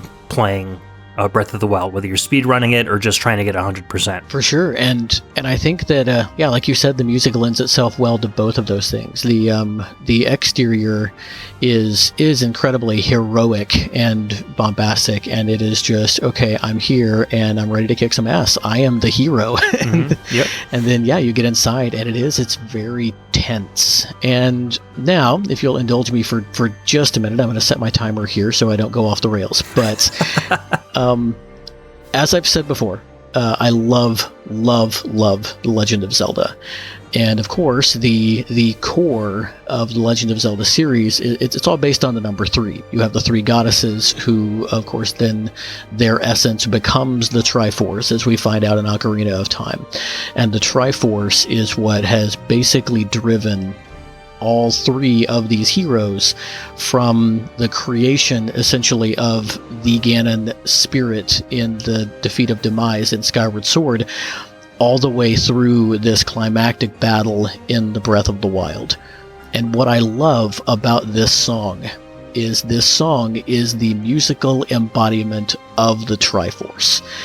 The 3 pieces that Kataoka most pulled from in composing this song were all originally in The Legend of Zelda: A Link to the Past. They were also in Ocarina of Time, and that is where at least a couple of them, I think, are most famous. But Princess Zelda's theme, Ganon's theme, and the overworld theme, which of course originated in the original Legend of Zelda, were all 3 in A Link to the Past. Ganon's theme, of course, is Ganon's theme. Zelda's Lullaby, as it came to be known after Ocarina of Time, is Princess Zelda's theme. And the overworld theme is the theme of Link. It is the theme that plays, and it embodies that sort of courageous hero that Link is, with that very, very upbeat, very major, very powerful da da da da da da da da da da da da. It's just like he's gonna march into battle, and he's gonna be the hero, because that's who he is. Right. And this piece melds all 3 of those in such a way that when you're outside, Link's theme is is struggling against Ganon's theme in the same way that you are fighting those Guardians and Lynels and, by this time in the game, the silver and gold monsters outside of the castle. But then when you get inside, you realize that what you've realized the whole time through all of these memories, but it is Zelda's spirit that is really keeping the calamity at bay. And that tension inside between the more subdued Ganon's theme and Zelda's lullaby, Princess Zelda's theme, it mirrors that tension between the spirit of Princess Zelda and the calamity Ganon. And it is just, when I realized that, it just blew my mind all over again, the way that this game had been doing. And the other thing is, when you listen to Ganon's theme, outside it's very chaotic. The piano trills are not on the beat. They're very intentionally slightly off and slightly askew. When you get inside, they're much more ordered. They're much more controlled and contained, which is what Zelda is doing with Ganon's spirit. And it's just brilliant. What Kataoka did with this music and the way that it mirrored what was going on in the game is just amazing. There is a website called acloserlisten.com that did an incredible breakdown of the music from this game. And it was in reading that I kind of realized this, and I wish I could remember who it was, but somebody on Discord confirmed to me that what I was hearing was Ganon's theme from A Link to the Past, because I still wasn't quite hearing it, and I wish I could remember who it was. It was somebody on the Super Marcato Bros Discord.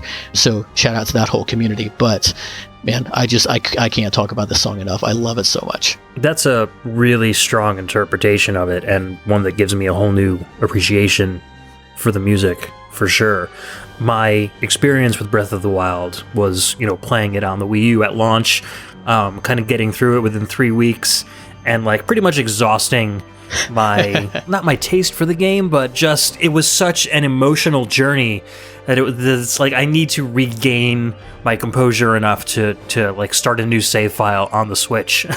So Yep. The context of all of this music isn't as fresh for me as it is for you probably, but I really like that interpretation, and the game I feel doesn't always do as much as it should to reinforce the fact that Zelda's kind of always with you and always kind of keeping things under control. Yeah, there are certainly games that I think treat the relationship between Link and Zelda better.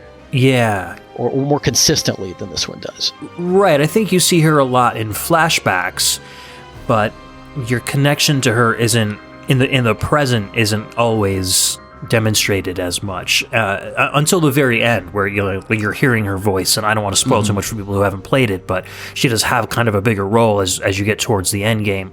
But anyways, yes, that interpretation that she's kind of keeping the order, and the music is indicative of her resolve, kind of gluing Ganon to the castle, is really cool. So I appreciate everyone who worked so hard to come up with that. Yeah, I wish I could find it, but if you Google composers of Breath of the Wild, one of the top things that comes up in the search results is the three composers talking about changing up the music of the Zelda series. That interview is also really interesting, because they did talk about some of the thought that they put into some of the things that they did, and I didn't print all that out because I knew I was going to be saying enough about this anyway, but yeah, definitely I would look into that. Cool. Yeah, if we find the link, we can put it in the show notes so the listeners can check it out. That'd be great. And hopefully Breath of the Wild 2 will have a little bit more of that Link-Zelda dynamic if the trailer is really indicative of what the game's going to be like. Oh, yeah, the trailer looks phenomenal. I cannot wait for that to come out. Same here, man.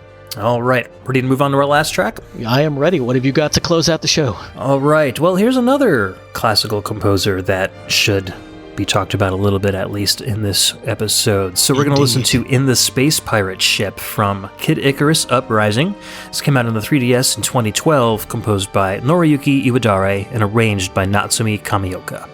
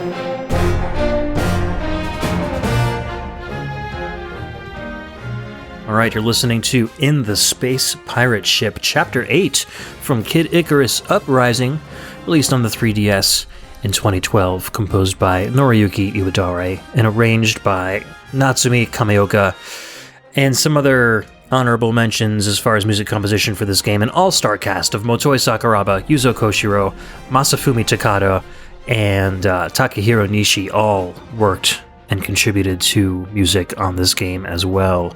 Quite an all-star cast. Indeed. Composers of high pedigree, especially Sakuraba and Koshiro, but all of them just did a phenomenal job on this game. It almost feels like the soundtrack is too good for the game that we got. Not to knock it. I mean, Kid Icarus was way overdue, and Sakurai never does anything without pouring his whole heart into it. But you were mentioning while we were listening that some people have been clamoring for a remake of this on Switch with traditional controls, and I would love to see that, because I would love to see this series really get another chance to shine, and I would love to hear more of this. Yeah. This whole soundtrack is amazing. Absolutely. This particular piece I would probably put solidly in the romantic period. I think the first thing I thought of was, I believe it's Tchaikovsky's 1812 Overture.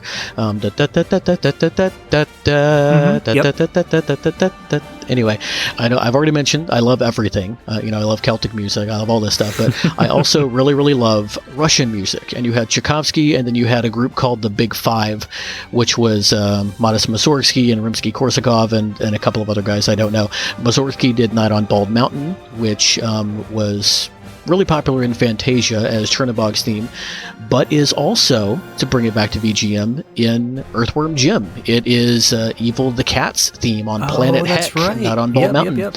Another, classical, Tommy Tallarico, not somebody you would think of as classical. But he definitely brought it to Earthworm Jim. And the Russians in the Romantic period really had this sort of bombastic, really celebratory, wide open, lots of horns and strings, and just, this song brought it. It was a nice, very energetic way, I think, to end the night. Yeah, and so I found this track because I was originally going to pick something from the Smash Brothers series, because there's a lot of very bombastic and, like you were describing, very open and interesting sounding music from Smash Brothers. For sure. And I landed upon this track thinking that it was an original Smash Brothers composition, because it fits in so well with the original compositions from that series.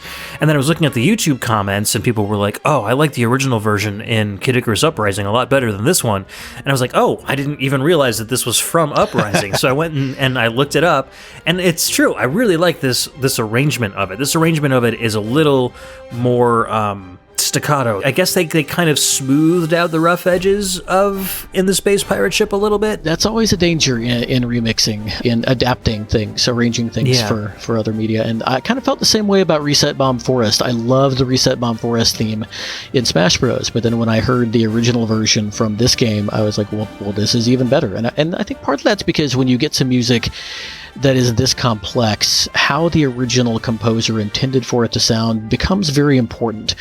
When you're adapting it the other way, like two of my favorite pieces, and two that I think could very easily have put on this playlist, are from Smash Bros. Melee, the Legend of Zelda Temple theme, and one of probably my top 5 video game songs ever, Fountain of Dreams from Melee, which is, of course, an arrangement of Gourmet Race from Kirby Superstar. Those took what were essentially more simply arranged pieces of music and brought them into the orchestral arena. Whereas with Reset Bomb Forest, you're essentially taking an orchestral composition and rearranging it for a slightly different medium. And you are going to, I think, sort of inherently change what the song is when you do that. I totally agree with you. And when you're kind of keeping the same genre, you're not like remixing into like an 8-bit version, or you're making a techno version. Like, you have to kind of make it your own. So you're kind of almost forced into, even if you really like the original version that you're being told to work on or choosing to work on, you kind of have to change it up enough that it's going to feel like something that can be differentiated from the original version. Yeah, and it needs to fit the game you're adapting it for, and I do think that both of those examples we gave definitely fit better in Smash Bros. Than maybe the original would have, because in Smash Bros. So much of it is about the action. Yeah. And the music, while fantastic, it is going to take a little bit of a backseat, I think, in complexity. For sure, and the places that they play in the game might not be as conducive to maybe the sharper tones that are in the Kid Icarus Uprising version, and maybe if it's playing in a menu, it has to be a little more subdued and rounded out, so who knows. This entire soundtrack is definitely worth a listen. It's a shame that it didn't get as much of a notoriety as it should have, because the game got panned so hard as soon as it came out, but it's available out there on the web. You can find it on YouTube in very good quality, so check out the rest of the soundtrack. You won't be disappointed at all. For sure. Well, I had a few honorable mentions that I wanted to kind of throw out. 6 tracks was definitely, it was a lot. This is going to be a long episode, but I could have put so many things on here. I already mentioned Fountain of Dreams, Bowser's Kingdom, also Hyrule Field by Toru Minagishi from Twilight Princess. That particular arrangement is probably the most symphonic of the Hyrule Field themes, just in the way it is composed and the structure. It's very, very good. The Marcados, to mention them for a third time on your podcast, actually just did a show about Minagishi that I thought was really good. Another Zelda stalwart, along with Nagamatsu, and now Karaoke as well. Zelda's so great. I think it makes composers even better to work on Zelda. But, classical music has been in games for so long. You hear it a lot in like Lemmings, of course, Tetris. Quintet featured Bach's Fifth, I believe. I mentioned Earthworm Jim. Parodius actually even has some classical themes in it. That's right. Another thing that kind of made me think about this, I listened to the Gaiopolis episode that you did with Keyglyph, the Blind Listen episode that you did a while back. And one of the songs, I'm not going to spoil it for people who haven't listened to it yet, because those blind listens are incredible and you should definitely go listen to it if you haven't. But one of the songs is called Neo-Mosque. And I remember that Keyglyph had the strongest emotional reaction to that, and it was specifically because of its symphonic grandness. Despite the fact that it was synthesized samples, it wasn't maybe truly orchestral, it was still symphonic. And I think, since you brought me on to talk about that, the last thing I'll say about what makes certain music in video games symphonic, it is that emotional complexity. Because a lot of traditional game music, it's fun, or it's creepy, or it's tense, or it's spooky, or whatever. It tends to be kind of a thing. And the symphonic stuff, all the way back to the original Dragon Quest and some of those games, a single piece can really evoke so many different emotions, and it kind of takes you on a journey. And that is what I think is great about symphonic music. And the same thing can be said about a lot of chip stuff and a lot of stuff in the demo scene, like the things you play on Impulse Project. They do the same thing, the longer form pieces. And I think it's really interesting to see what instrumental music is becoming, because when you talk about classical music, it kind of stops with the postmodern era. And since then, it has sort of splintered into things like film score and like video game music now. And I really think that chiptune and demo scene music is maybe in 100 years or so what people are going to look back at as the next evolution of what we now think of as classical music. Because it does the same thing. It takes you on a musical journey. And really, that's what this whole VGM podcast thing is all about, is us reminiscing on the journeys that we have taken through these songs. Absolutely. And in commenting on that, I've realized, at least through doing this episode, that, and as a testament to the complexity that you were talking about, after myself doing over 150 different episodes of VG podcasts between Pixel Tunes and VG Embassy and any other shows that I've guested on, you start to pick up your own set of adjectives and vocabulary in describing video game related music or just music in general, and a lot of that vocabulary just doesn't, you have a harder time applying it to classical and symphonic music, I think, because it's a lot more complex than a lot of the more traditional VGM that we've been playing on my podcasts. So I think you're very much right there. I've had a lot of difficulty in kind of wrapping my head around some of the music we've listened to and trying to put it into succinct words. So I completely agree with your sentiments there, and that the music is definitely there to create emotion, and it's not just there to make the heroes sound cooler or look cooler or to just fill some space because we need music in this particular area. It's music with a purpose, and that's definitely a lesson that I'm taking away from this show, which I was hoping that I was going to come back from this show with some sort of new appreciation for classical music, and I do really appreciate everything that you've taught me as we've gone through these past couple hours and listened to this song. So again, Bedroth, thank you so much for being on the show and for hanging out, and I'm so glad we got together to be able to do this, and I can't wait to have you back on in the future. Oh, me too, man. This was so much fun, and yeah, like I said, I've been listening to VGM podcast for 6 or 7 years, all the way back when I just happened to discover the Legacy Music Hour when I got my first iPod, and sort of separately on a list, I think on BuzzFeed, found out about the Marcato Bros, but then Legacy Music Hour led me to Keyglyph, who I mentioned a minute ago, and their show with Josh on VGM Jukebox. Mm-hmm. It was through VGM Jukebox that I found out about you guys on Pixel Tunes Radio, and Brian and James, and now Gene over at Pixelated Audio, Robin Purnell on Rhythm and Pixels, and just so many other fantastic podcasts. I'm actually halfway through Alex the Messenger's recent episode, and I just listened to Michael Bridgewater's Forever Sound version this morning. Yeah, I am deep in the scene as a listener, and I really appreciate so much the chance to finally participate in this scene as somebody on the podcast and to bring something to the table, because it has been such an important part of my life in the last 5-6 years.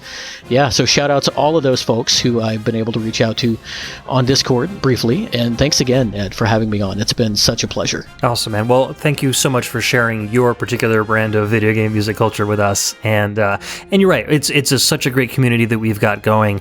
I'm really looking forward to spending some time with some other VGM peeps that I've not met before at MagFest when I attend there in January. So I'm so jealous. One of these days. We'll all have to, 6 months before it happens, make sure that we have the money and the time and just all get together in one particular area and have the most gigantic VGM party anyone's ever had in their life. So, and before I forget, because I definitely am going to let him know I'm on here. He told me to let him know the first time I was on the show.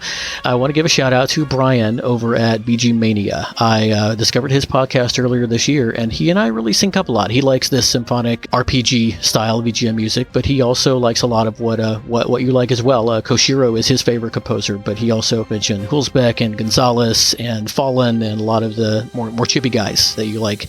So Brian, hi, thanks for being such a great friend, and I'm glad you're finally listening to VG Embassy. Keep listening, it's a great show. Awesome. So shout outs to everyone in the VGM community, including all of my Patreon patrons. So we'll go down the list as usual. At the Taurus level, Cameron Childs, aka Bruce Irons of the Mad Gear, Michael Bridgewater from the Forever Sound Version podcast, Donovan Orofino, some guy named Bedroth. Have no idea who he is, but he just showed up one day. Guy. Dragged him in from the alley outside. Sounds like kind of a nerd.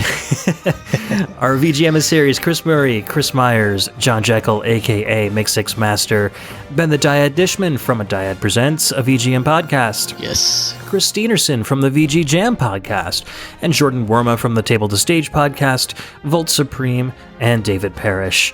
And our audio attaches: Cameron Worma, Carlos from the Heroes 3 podcast, and Scott McElhone.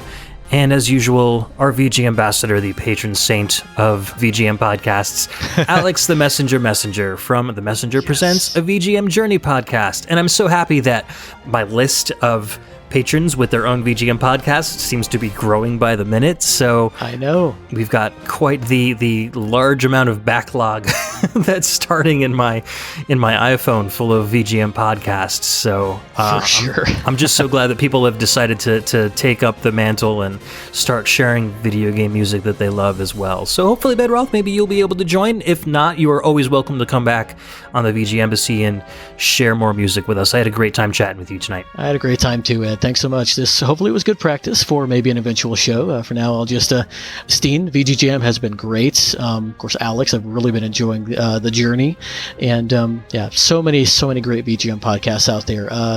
If you're not in this scene and you're just listening because you somehow randomly found us, it's so great. Join us. Come chat on Discord.